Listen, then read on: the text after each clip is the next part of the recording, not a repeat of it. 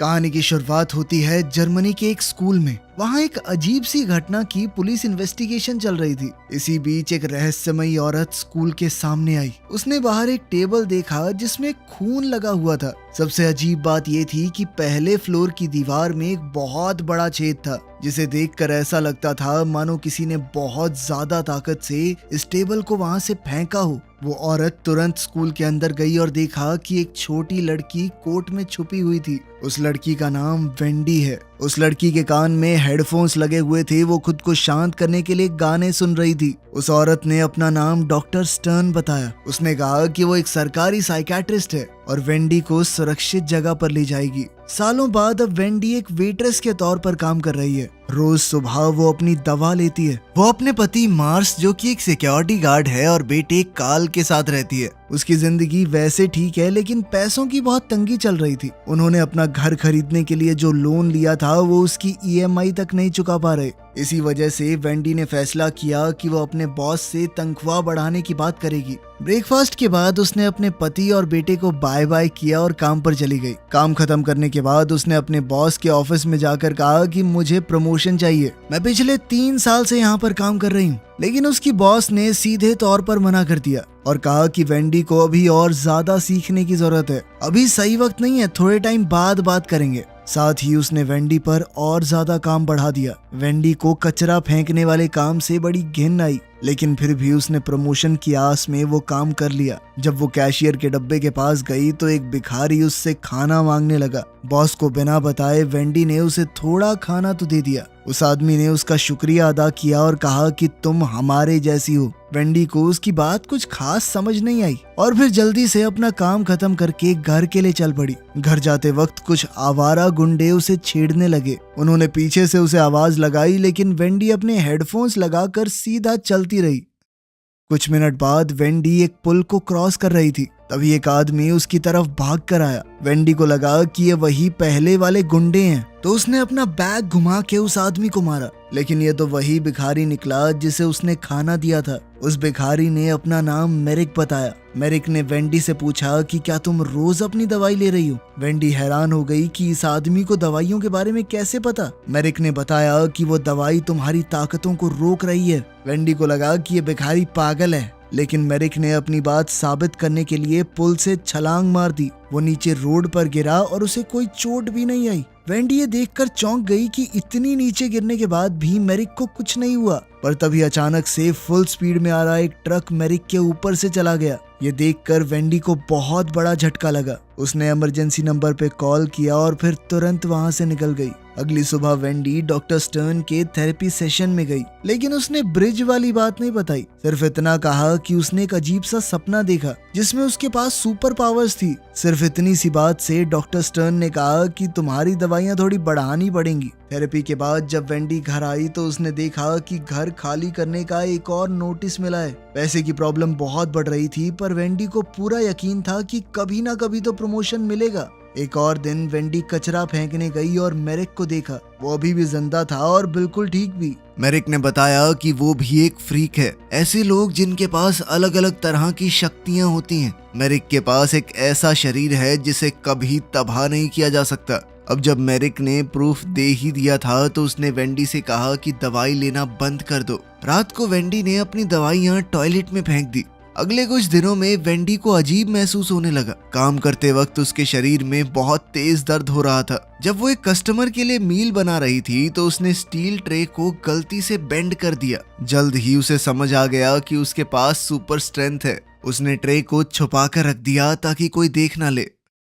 जब वो घर जा रही थी तो वही बदमाश गुंडे उसे छेड़ने लगे। वेंडी ने कहा कि मुझे अकेला छोड़ दो, लेकिन उनके लीडर ने वेंडी को धक्का दे दिया। वेंडी ने गुस्से में आकर उसे बड़ी आसानी से दूर फेंक दिया और जब बाकी लोगों ने भी हमला किया तो वेंडी ने सबको एक एक मुक्के में उड़ा दिया।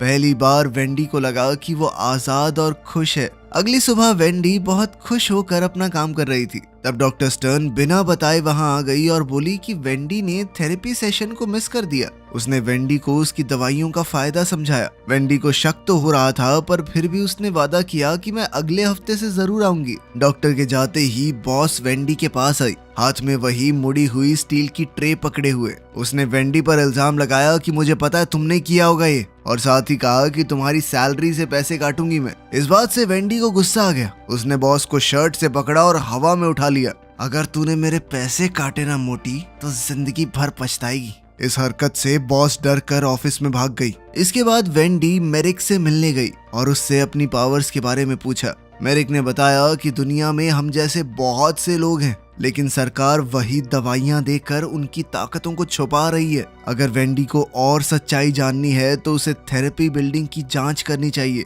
वेंडी बिल्डिंग में गई, लेकिन वो पूरी तरह बंद थी। वो सोचने लगी कि बिना शोर किए अंदर कैसे जाऊं। फिर उसे एक सुपर हीरो मूवी याद आई जिसके अंदर हीरो एक बिल्डिंग से दूसरी में जंप करता है। वेंडी ने भी सोचा कि हो सकता है मैं भी कर लूं, और वो सच में जबरदस्त छलांग लगाकर बिल्डिंग के अंदर घुस ही गई। अंदर वेंडी को एक फाइल मिली जिसमें बहुत से पेशेंट्स के रिकॉर्ड्स थे। उनमें उसके साथ काम करने वाले आदमी एल्मार की फाइल भी थी। ये देखकर वेंडी को शक हुआ कि एल्मार भी एक फ्रीक है। वेंडी उसके घर गई और देखा कि वो अपनी दवाइयां लेने ही वाला था। वेंडी ने उसे रोका और बताया कि ये दवाइयां तुम्हारी ताकतों को रोक रही हैं। जाहिर सी बात है कि एल्मार को भी ये बात बहुत अजीब लगी, लेकिन वो सुपर हीरो मूवीज का बहुत बड़ा फैन था, तो उसने वेंडी की बात मान ली। साथ ही वो अपने पिता और सौतेली माँ के साथ रहकर परेशान हो चुका था। वो लोग हमेशा उसे नीचा दिखाते रहते। अगर उसके पास सच में शक्तियां हैं तो हो सकता है घर में उसकी इज्जत बढ़ जाए। इसीलिए उसने वादा किया कि अब मैं दवाइयां नहीं लूंगा। एक और दिन बीत गया और अब वेंडी और भी ज्यादा ताकतवर और कॉन्फिडेंट महसूस कर रही थी। वो धम से बॉस के ऑफिस में घुस गई प्रमोशन मांगने के लिए, पर इससे पहले कि उसकी बॉस कुछ बोल पाती, वेंडी ने कहा कि हाँ थैंक यू मेरी पगार बढ़ाने के लिए, और मैं काम बहुत अच्छे से करूंगी। दिन के आखिर में वो एल्मार से मिली। उसने भी दवाइयां लेना बंद कर दिया था। उसने वेंडी के सामने ही एक लैंप उठाया और अपने दिमाग की ताकत से उसे ऑन कर दिया। दवाई बंद करते ही एल्मार को समझ आया कि उसके शरीर से बिजली निकलती है। यही है उसकी सुपर पावर। वो दोनों रात को बाहर गए बात करने के लिए, और उन्हें समझ आया कि बचपन से उनकी ताकतों को दबाया जा रहा है। एल्मार को तो अब यकीन हो चुका था कि उनकी ताकत भगवान का दिया एक तोहफा है, और उनके जैसे लोग कुछ बड़ा करने के लिए बने हैं, जैसे मार्वल्स के सुपर हीरोज। लेकिन वेंडी सबसे पहले अपनी पैसों की दिक्कत को सॉल्व करना चाहती थी। इसी वजह से जब वो लोग एक एटीएम के पास गए तो वेंडी ने उसे लात मार के खोल दिया और सारे पैसे निकाल लिए ताकि घर की ईएमआई भर सके।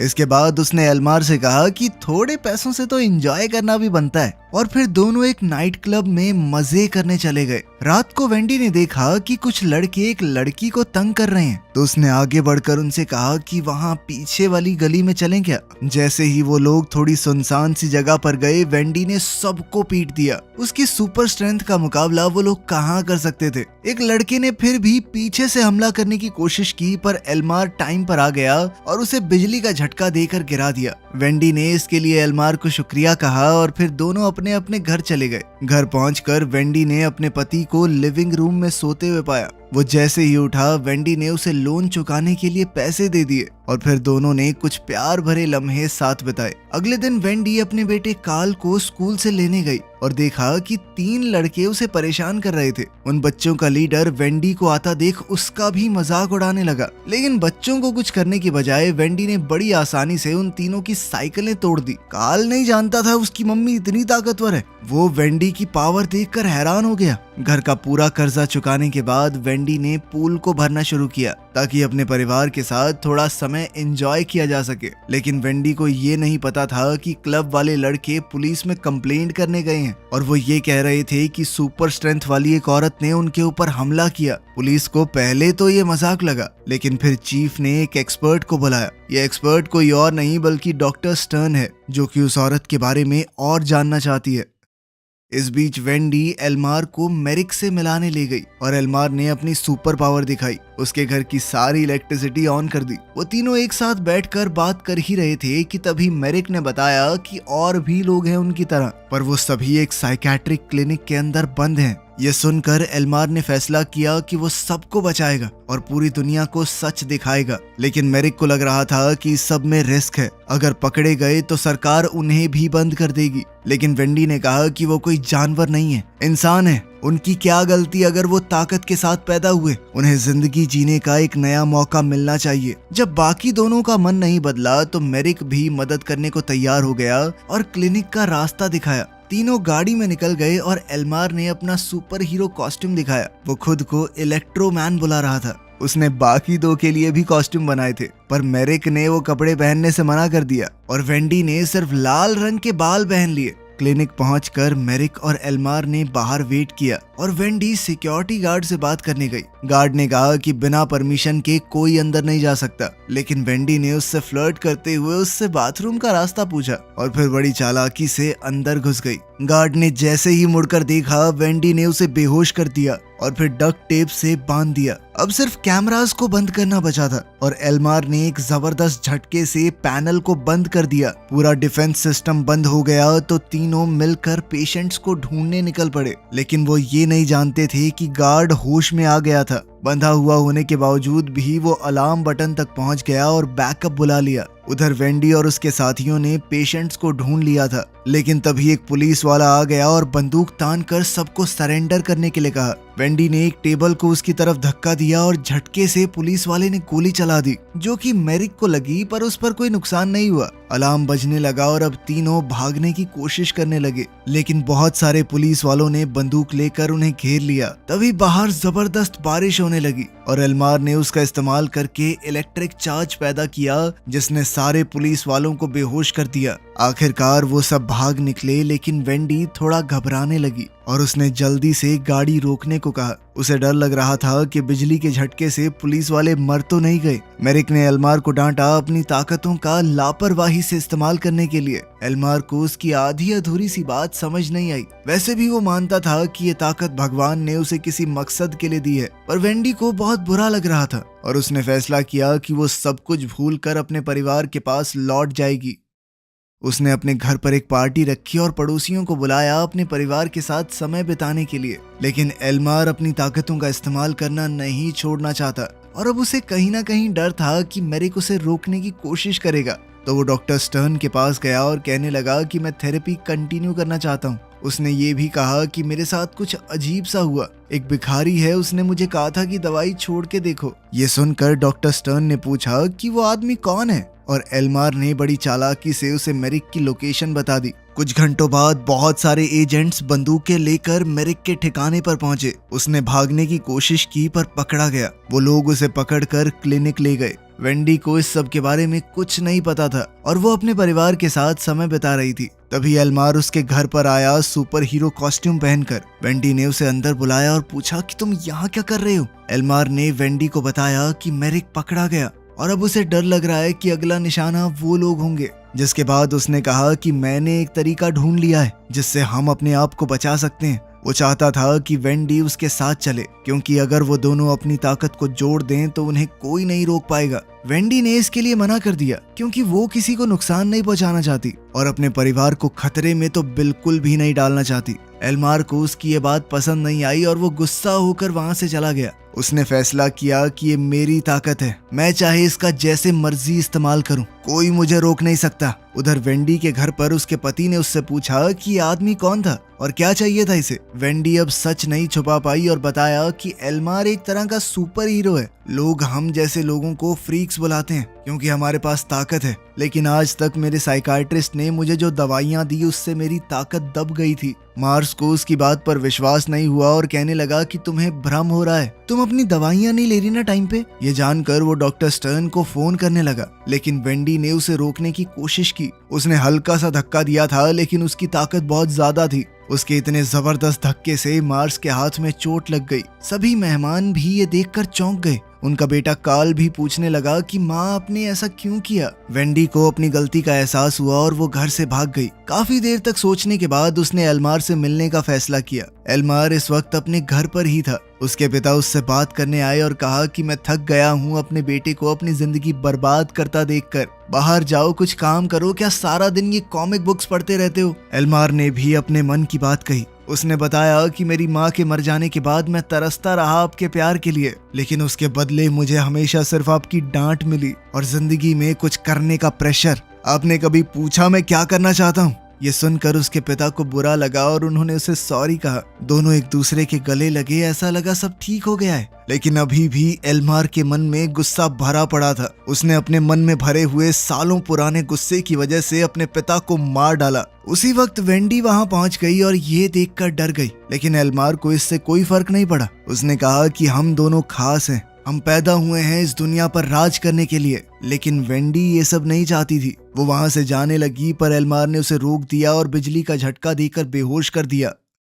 कुछ घंटों बाद वेंडी एक कमरे में बेड पर बंधी हुई जागी। उसके पास डॉक्टर स्टर्न बैठी थी। वेंडी ने भागने की कोशिश की, पर डॉक्टर ने कहा कि मैं सिर्फ तुम्हें बचा रही हूँ, खासकर उस पुरानी घटना के बाद। वेंडी को याद आया जब वो स्कूल में अपनी माँ के साथ प्रिंसिपल ऑफिस में गई थी। प्रिंसिपल ने उसके हेडफोन्स ले लिए थे। इस बात से वेंडी को बहुत गुस्सा आ गया। उसने अपनी ताकत से टेबल को प्रिंसिपल की तरफ धकेल दिया और प्रिंसिपल दीवार तोड़कर टेबल के साथ ही बाहर जा गिरा। ये सब याद करके वेंडी को बहुत बुरा लगा। डॉक्टर स्टर्न ने उससे कहा कि तुम्हें ट्रीटमेंट की जरूरत है ताकि तुम दूसरों को नुकसान न पहुंचाओ। इसके बाद डॉक्टर स्टर्न ने मार्श से भी बात की कि उन्हें अपने बेटे का चेकअप भी करवा लेना चाहिए कि कहीं उसके अंदर भी ताकत तो नहीं आ गई। वेंडी अब डॉक्टर की बात मानने लगी और क्लिनिक में और ज्यादा जाने लगी। दिन गुजरने लगे और दवाई के इफेक्ट से वेंडी कमजोर होने लगी, लेकिन अब वो अपनी ताकत से खुद ही डरने लगी थी। रात को जब नर्स उसे दवाई देने आने वाली थी, तब एल्मार वहां आ गया।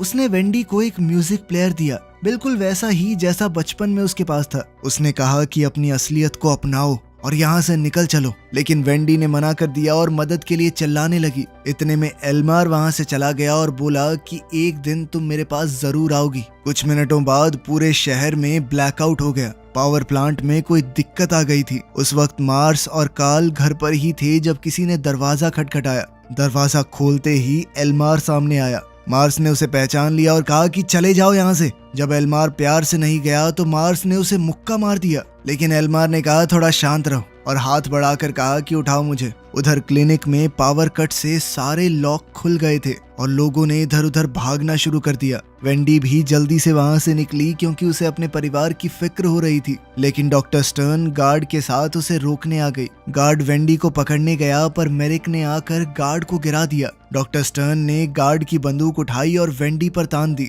घबराहट में गोली चल गई जो कि मेरिक को जा लगी। दवाइयों की वजह से उसकी ताकत काम नहीं कर रही थी और वो वहीं पर गिर पड़ा। ये देखकर वेंडी को बहुत गुस्सा आया और उसने गुस्से में डॉक्टर को धक्का दे दिया, लेकिन बेचारा मेरिक इस घाव से बच नहीं पाया। मरने से पहले उसने वेंडी से कहा कि सच दुनिया को बताओ, उन्हें पता होना चाहिए हमारे बारे में। वेंडी घर भागी और देखा कि एल्मार कार्ल के साथ खड़ा था। उसके आसपास स्लॉट कार का ट्रैक लगा है जिससे एल्मार बिजली से उसे मार सकता है। एल्मार ने फिर से वेंडी को ऑफर दिया कि मेरे साथ चलो, हम मिलकर दुनिया पर राज करेंगे, लेकिन वेंडी ने मना करते हुए उस पर हमला बोल दिया। लेकिन अभी वेंडी की ताकत पूरी तरह से वापस नहीं आई थी। एल्मार ने उसे मार कर दूर उड़ा दिया। वेंडी बाथरूम के पास गिरी जहां पर मार्स भी तारों में फंसा हुआ था। उसने वेंडी की तरफ बिजली के झटके को सोखने वाले रबड़ ग्लव्स फेंक दिए। अब वेंडी जल्दी से ग्लव्स पहनकर एल्मार पर हमला करने लगी। उसके जोरदार धक्के से एल्मार खिड़की से सीधा पूल में जा गिरा। उसके शरीर में उस वक्त काफी बिजली थी और पानी में गिरते ही उसके अपने ही शरीर में शॉर्ट सर्किट हो गया और वो वहीं पर मारा गया। लड़ाई खत्म हो गई। वेंडी ने अपने परिवार को बचा लिया। उसने उन्हें बताया कि उसे कुछ दिनों के लिए भागना पड़ेगा क्योंकि उसे और लोगों को भी ढूंढना है जिनके पास शक्तियां हैं। कार्ल और मार्स ने उसकी सच्चाई को अपना लिया। वेंडी वहां से चली गई और कुछ देर बाद एजेंट्स उनके घर पर पहुंचे जहां पर उन्हें एल्मार की डेड बॉडी मिली। कुछ दिन बाद वेंडी ने अपने मिशन को शुरू कर दिया। दूसरे फ्रीक्स को ढूंढना, उन्हें आजाद करना और सच दुनिया के सामने रखना। अब वो किसी भी हाल पल में अपने लोगों की सच्चाई दुनिया के सामने लाने से पहले रुकने नहीं वाली थी। वीडियो पसंद आई तो लाइक कर देना, चैनल को सब्सक्राइब कर लेना। मिलते हैं अगली वीडियो में।